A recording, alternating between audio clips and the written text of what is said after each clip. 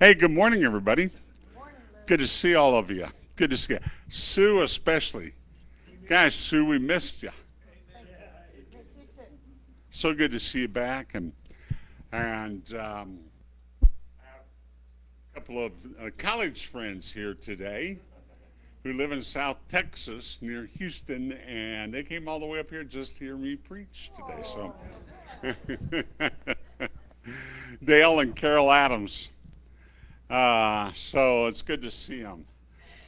We all went to college together. This is Carol is Bill's sister. So I guess she had some other reason for coming up here. But anyway.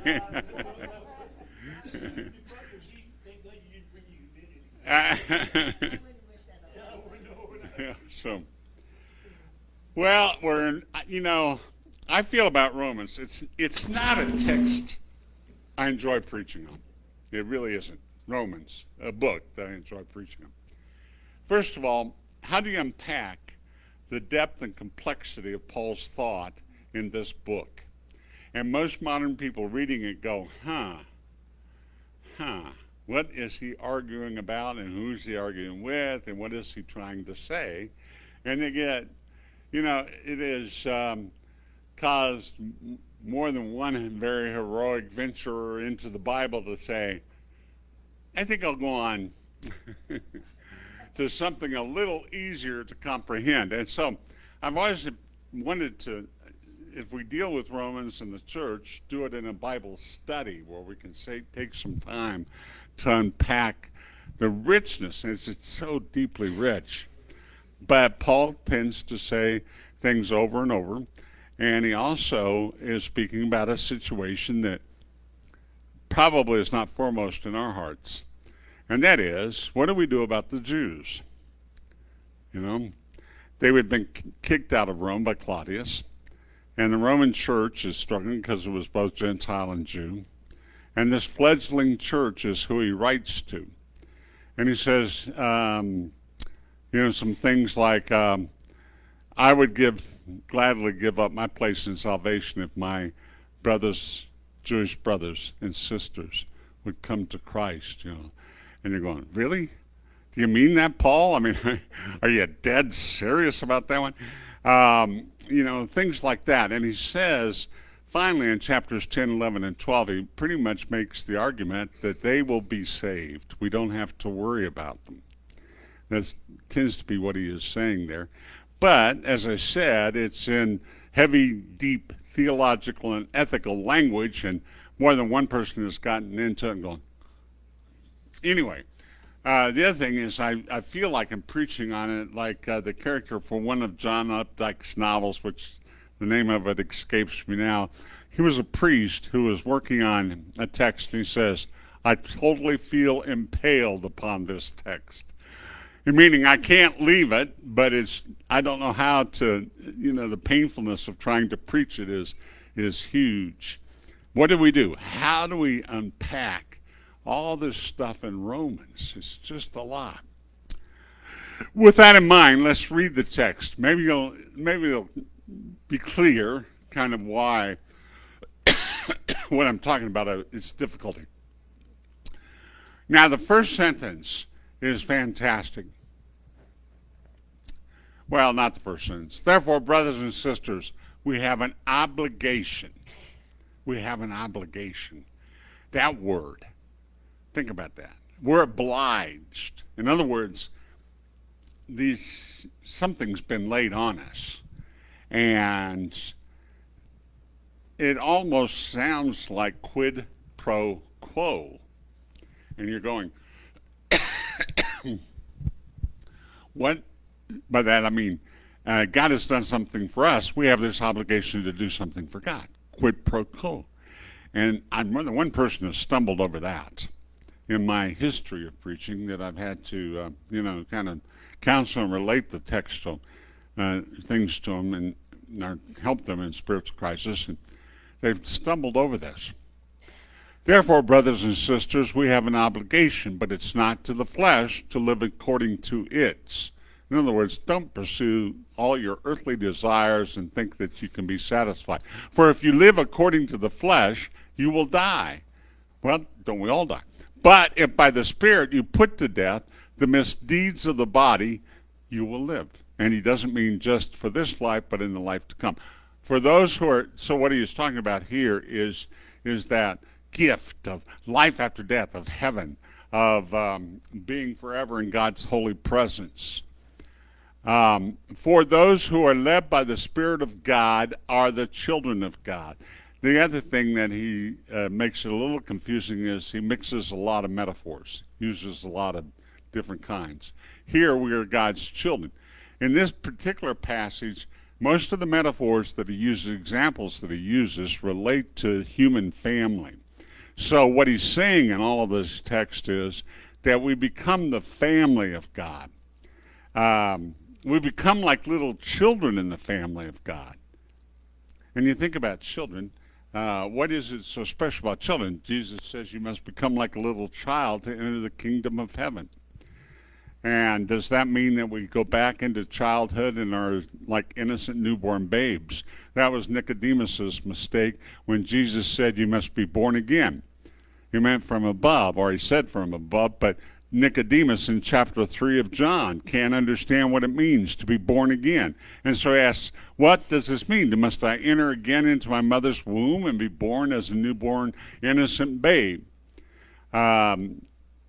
Is it true that children are sinless? So as children of God, what must we be sinless? Well, children are not sinless. I mean, they're very narcissistic from the first moment they're born. And they cry for everything they want. Don't we, all of us as parents, know about that? And there's a process of raising a child where we try to, I would say, beat that out of them, but that would suggest that I was a violent parent or something. I never tried to beat it out of them. But we certainly, say, now what do you say? You can't just sit there screaming and hollering. What do you say? I would like my milk, please. Okay, that's what we do. We train them to where they can be less narcissistic. So it doesn't mean going back and being like a child in that sense, but like a child in trust, confidence in the one who created us, mom and dad. Like a child in the sense of just seeing God as the warm welcomer and the embracer of us all, that holds us all, and each of our names are printed in the palm of his hand, that sort of thing. So he goes on to say we're children. He wants to change, he wants that metaphor to be the most important. The Spirit you received does not make you slaves so that you live in fear again. Rather, the Spirit you received brought about your adoption to sonship. And by him we cry, Abba, Father. The Spirit himself testifies with our spirit that we are God's children. Now, if we are children, then we're heirs, heirs of God and co-heirs with Christ. That's, logical, reasonable kind of step. We will inherit whatever God the Father who created for us has as our legacy. If indeed we share in his sufferings, there's a change right there. It isn't just that we go along and count our blessings, it's also sharing in his sufferings. That we may also share in his glory. I consider that our present sufferings are not worth comparing with the glory that will be revealed in us. For the creation waits in eager expectation for the children of God to be revealed. For the creation was subjected to frustration, not by its own choice, but by the will of the one who subjected it, in hope that the creation itself will be liberated from its bondage to decay and brought into the freedom and glory of the children of God. Where do we begin? That's another problem with preaching in Romans. You almost have to do it verse by verse because everything in it is so rich. Paul pleads with the church at Rome to recognize the gift of their adoption as God's children. Adoption. Now, isn't it interesting? He doesn't say anything about being biological children of God. He said we're adopted as children of God. And he's speaking especially to Greeks out of his Jewishness, his Pharisaicalness. The chosen people were the Jews. That's deep in Paul's heart. But now God's got a new covenant, and he has embraced all persons. And so everyone is adopted into the kingdom of heaven.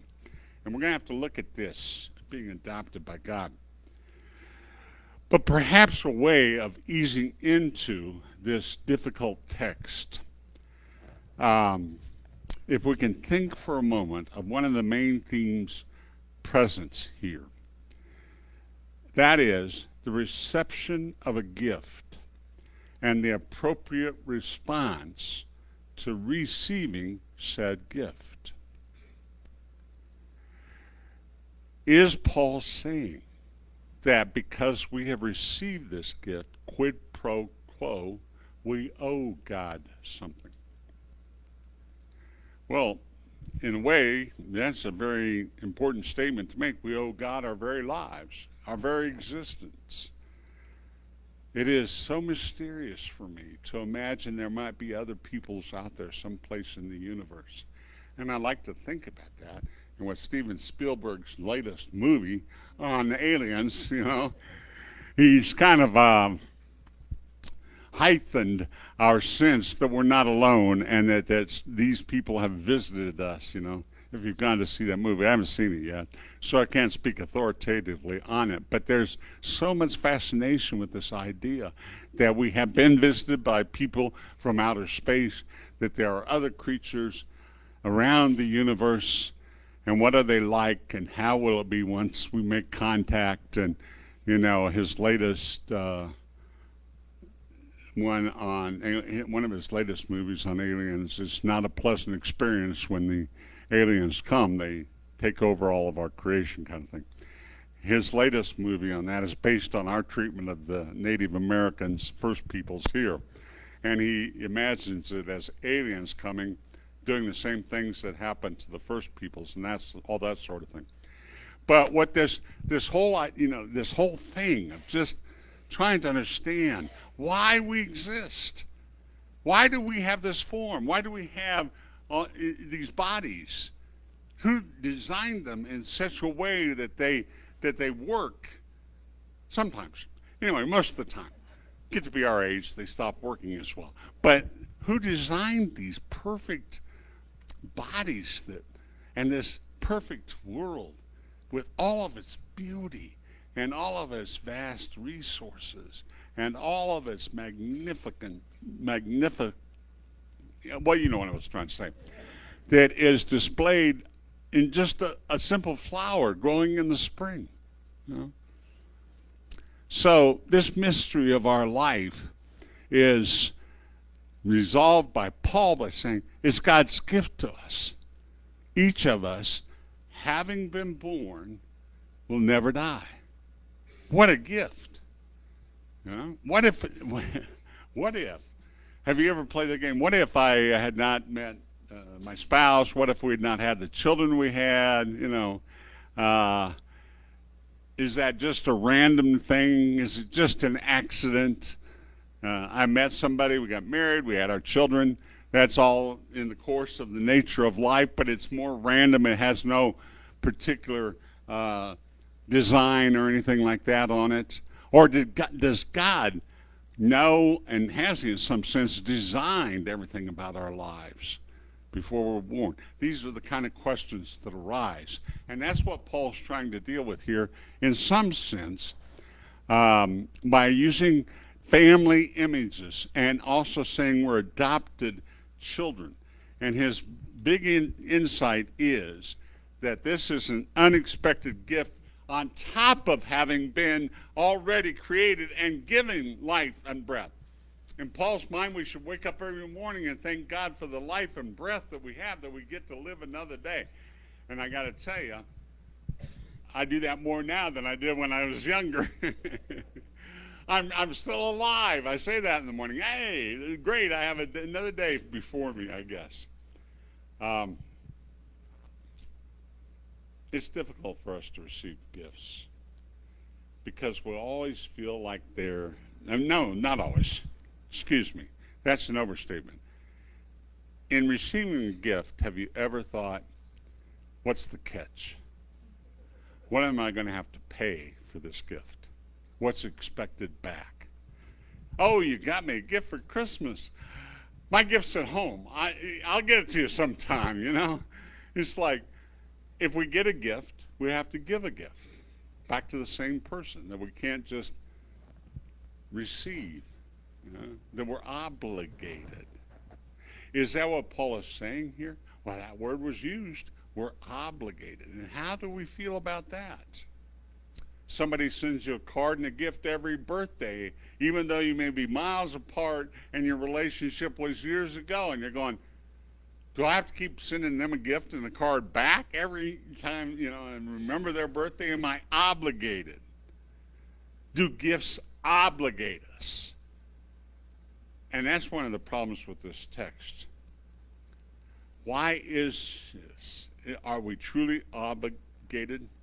If it's a gift, shouldn't God be happy enough that we receive it rather than lording it over us in an attempt to change us? And that's one way of looking at it. But consider what Paul is saying here. He encourages the Roman Christians to abstain from living according to the flesh. In other words, his encouragement is, receive what I have to offer, because it is a healthier choice, if you will, than living apart from God.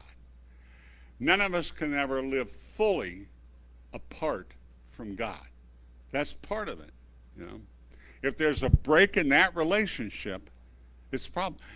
Let's say a child rebels against their parents, and it leads to a break in a relationship. And they go off on their way. Do they feel complete and satisfied? They go on with their life. They do the best they can with it. Are they completely whole apart from mom and dad with whom they've had this great chasm of in the relationship? Can you be completely whole if there is conflict, irresolvable conflict, grudges, unforgiveness, and all of those things in our relationship? I've seen people try over and over again, and you say, you know, maybe it's time. What's really going on with you? Why you're having so many medical problems? Why your spiritual life is in such disarray is because you have never resolved this conflict. Family systems therapy says that unresolved conflicts in relationships that result in cutoffs, that's what they call them, cutoffs. You cut off that person. Those will never, ever heal. So you will carry around an open wound with you all your life unless you decide to do something about it and seek out reconciliation and forgiveness in a new relationship with that person. Cutoffs never, ever heal. The problem is, in that therapy, that it's not just divorce, not just broken family relationships, it's death. Death is a cutoff. And if things aren't healed before someone dies, it's very difficult to heal them afterwards. There is this wholeness of relationship that must be understood in the fact that we are all one. And if we have cutoffs, as Paul says, you know, if there's suffering anywhere, we all suffer. If there's goodness anywhere, we all rejoice. We're all part of one thing. And if we don't recognize that character of our lives, if we can't see how much we are connected to everything, every person, every living thing. You know what helps me understand that? Dogs. I love dogs.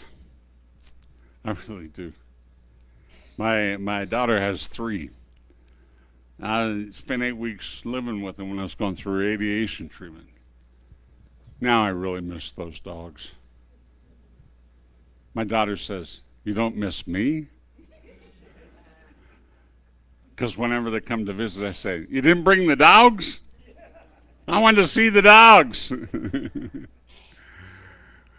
What is it about dogs that remind us that all living creatures can bond? Bond in affection, bond in appreciation and respect. A good dog is hard to find. They got to be well trained, but you just get bonded to them. You know, some people are like that with cats. Not my wife, but some people are like that with cats. So I would say it's practically the same sort of thing. We're all one. If we can't embrace that, our oneness, how can we be whole? If we got to live such individual lives that we even embrace isolation, or we embrace something in the world that is not adaptable to relationships, like a substance, or we embrace priorities in our life that only enrich our own life, and then we can achieve all of those priorities and find everything we're looking for, even if we don't understand that we're one and part of everything else. And so greed can run rampant, and it can cause us to be afraid, to be defensive, to be on the lookout for the next person that's always trying to take advantage of us. I've gotten so many spam calls after the hailstorm. Just constant. All these roofers who want to come and take, fix my roof. How do I know which ones we can trust? What kind of relationship can I enter into with people I don't even know that are here for only one purpose, to fix my roof and get my money? You know? And that's how a lot of us feel. That's the kind of thing that's going on in society everywhere. It's brokenness, brokenness, brokenness. We're not obligated to return to God the love He has poured into us. We're not whole without God. We cannot be whole persons. We cannot be healed persons. We cannot be persons who are at peace until we realize that we're children of God, loved infinitely and unconditionally by this God. Paul says, he reminds the Romans, their decision to follow Christ is not merely another decision that what we're to have for dinner or where we're going on vacation or anything like that. Something fundamental has taken place in which, even though we were not God's chosen people, we have been adopted into the family of God. Something fundamental has shifted. It's like the great cosmic earthquake that has shifted everything in creation toward this one end, this one aim, this one relationship. The light that stepped out in space and said, "Let there be light," and brought out of that light human beings with a word, creative. What a tremendous thing we get to be a part of. We get to be a part of that. I mean, sometimes I think, what if I'd never been born? Well, I wouldn't know it. But, the thing is, this incredibleness of my birth, was it just a random thing? I can't see it that way, because the wonderfulness of this whole creation, it is all good. God made it good. The only evil in the world is the absence of good. And because God has made this wonderful, incredible place that we call home, this planet Earth, and has adopted us in His family, and He treats us like His children, His own children, who He would die for, and did. That grace, how magnificent that is. And every day I think it's as easily to be thought that I might never have existed than to constantly try to understand why I exist at all, and get perplexed and plagued with that. That I exist, gift of God. And then my heart leaps in joy and praise. And that's all God wants, a relationship. He doesn't want to put chains on us. So many turn religion into that. I was talking with a young millennial, and I said, I'm a minister, and the inevitable always happens. Well, I don't go to church. Or I go to church every Sunday. I get one or both, and depending. I mean, one or other, depending. Every time I announce I'm a minister to a stranger, this guy says, I used to go to the Baptist church. Until I was 18, I was raised in the Baptist church. But I learned all the rules, and I try to keep the rules. Isn't that what God wants? Are we obligated to keep the rules?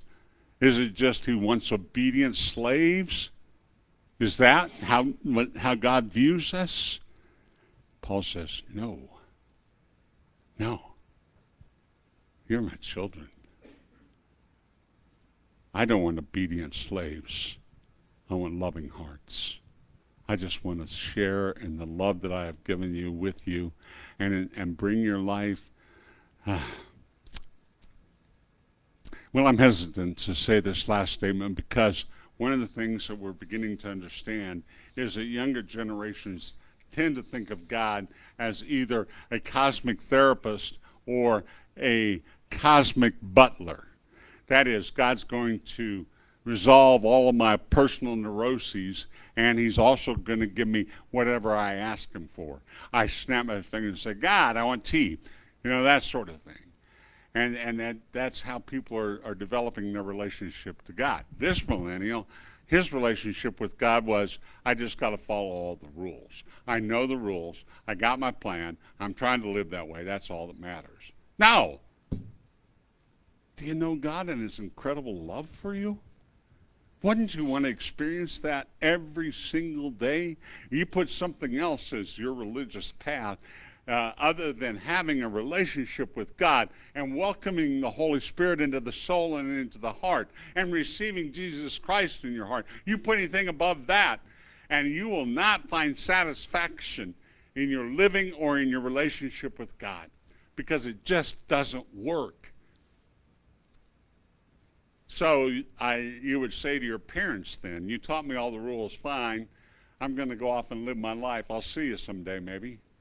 Doesn't matter. I don't care about a relationship with you. I just got the rules. That's all I needed. Family. Do you know how many references to family there are in this text? So then, brothers, we are debtors, not to the flesh. I think he means brothers and sisters, don't you? To live according to the flesh. For if you live according to the flesh, you will die. But if by the Spirit you put to death the deeds of the body, you will live. For all who are led by the Spirit of God are sons of God and daughters of God. And we're adoption. And he goes on to say, but you have received the Spirit of adoption. Don't worry about adoption. That was as highly prized as biological children in Paul's day. Because if you adopted a child, especially if you were wealthy or powerful, and you adopted a child, you said, this child is worthy for me to love and receive into the family. And that was considered, choosing a child was considered as great as having a child, or sometimes even greater in his Roman world. So he says, you've received the Spirit of adoption as sons and daughters, by whom we cry, Abba, Father. The Spirit Himself bears witness with our spirit that we are children of God. We are. We are. You're not obligated. There isn't a set of rules that you better follow, so much so that all you have a relationship with is the rules. God wants your heart. And let me just say with every bit of assurance and confidence that I can, you want to give your heart to God. That matters above everything else.